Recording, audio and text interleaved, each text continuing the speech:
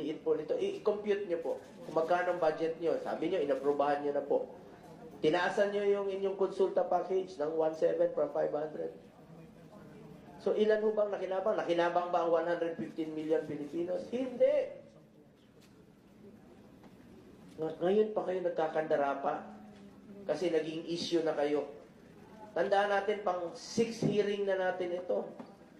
Ang sinasabi nyo, nire-review nyo pa ang inyong packages, nire-review nyo ang inyong case rates na 9,000 case rates. Hindi nyo masyadong binigyan ng pansin. Ngayon kayo nagkakandara pa dahil naging controversial na po ang PhilHealth.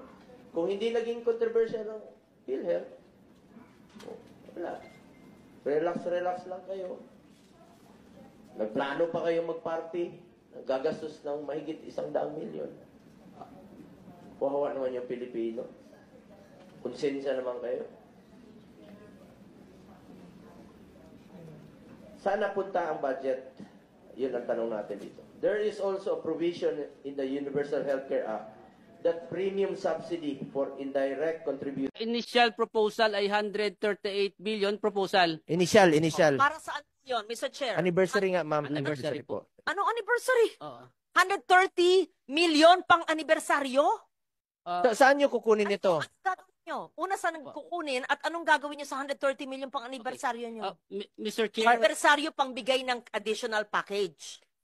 Siguro naman, hindi naman yung Christmas party or celebration. Siguro naman, hindi biyahe. Siguro naman, hindi pagkain ng mga officers. Siguro, ito ay pagpalaganap ng mga package. Di ba po?